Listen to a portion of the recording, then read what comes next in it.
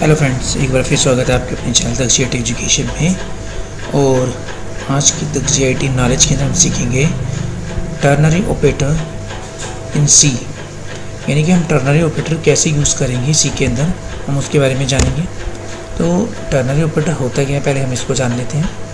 Ternary operator एक प्रकार का ऑपरेटर होता है जिसके थ्रू हम प्रोग्रामिंग के अंदर 3 ऑपरेंड्स के ऊपर यानी 3 ऑपरेंड्स के ऊपर ऑपरेशन परफॉर्म करवाते हैं। ये एक सिंगल और एक ऐसा इकलौता ऑपरेटर है इन सी जो 3 ऑपरेंड्स पे एक साथ वर्क करता है। एक्चुअली इसे हम टर्नरी ऑपरेटर इसलिए कह रहे हैं क्योंकि 3 पे ऑपरेट होने वाला, इसलिए इसे हम टर्नरी ऑपरेटर के नाम से जानते हैं। टर्नरी ऑपरेटर हमारी डिसीजन मेकिंग स्टेटमेंट्स के अंदर भी आता है और प्लस इसके अंदर भी कोई हम जब सेक्शन सीखेंगे कंडीशंस यूज़ करने का, तो तब मैं एक बार दोबारा उसे क्लियर करूँगा इसको।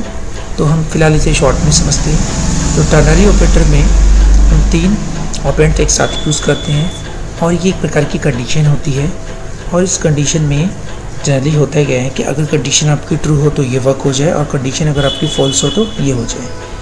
ये टर्नरी ऑपरेटर जनरली इसका सिंटेक्स जो होता है वो इस तरीके का होता है।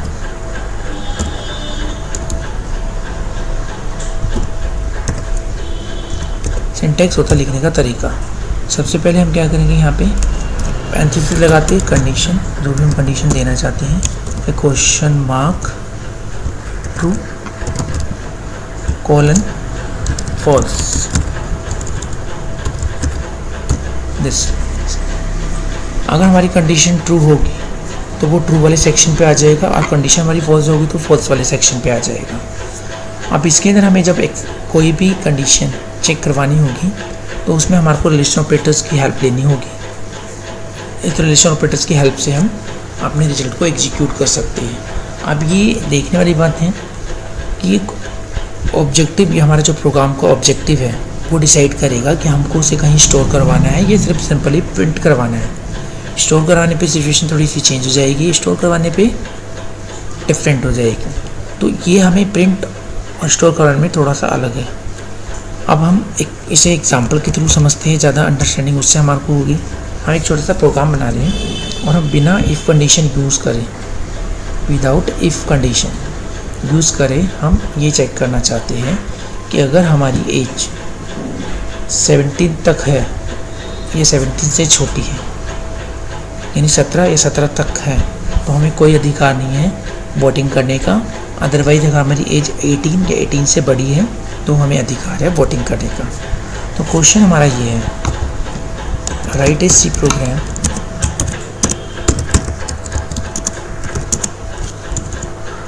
Print a message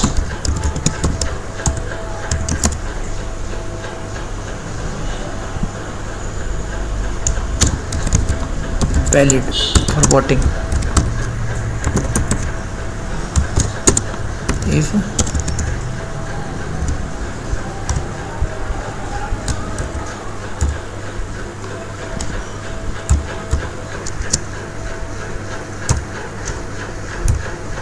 if age is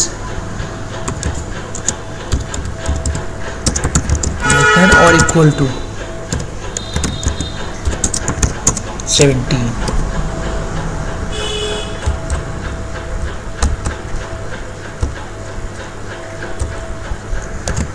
Not valid for voting.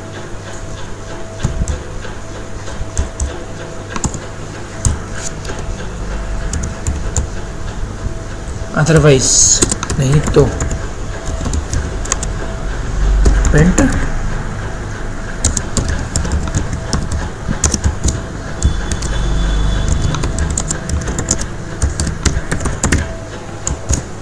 यानी कि हमें इस प्रोग्राम के अंदर सिर्फ इतना सा करना है कि हमें सिर्फ ये चेक करना है कि अगर एज हमारी 17 तक होगी, 17 तक, तो हमें मैसेज प्रिंट करना होगा नॉट वैलिड फॉर वोटिंग।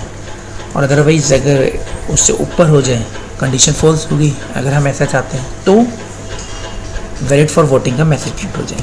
तो हमें ये जो प्रोग्राम बनाना है, पहले तो ये हमें पता होना चाहिए कि हमारे को डिक्लेरेशन में और इनपुट में लेना क्या है। तो हमें यहाँ पे करना क्या होगा, यहाँ पे एक वेरिएबल डिक्लेयर करना होगा, क्योंकि एक्चुअली एक ही वेरिएबल से काम क्यों होगा, क्योंकि हमारे को सिर्फ एक पर्टिकुलर पर्सन की एज चेक करनी है। तो यहाँ पे इंट सफिशिएंट, इसके अलावा कोई ज़रूरत नहीं है। CLRSCR क्लियर स्क्रीन और printf करके यहाँ पे एक मैसेज एंटर करवा लेते हैं, एंटर द एज, और इसे स्कैनफ कर लेंगे हम अपनी, स्टोर करवा लेते हैं मेमोरी में %d एम्परसेंट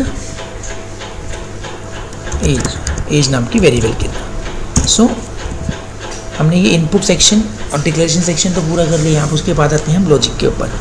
तो लॉजिक हमारा क्या कहता है कि इसको लिखना किस तरीके से। अब इसमें तो कोई डाउट नहीं है कि हम रिलेशनल ऑपरेटर्स का यूज़ करेंगे, लेस देन इक्वल की बात आ गई कि पहले वही है।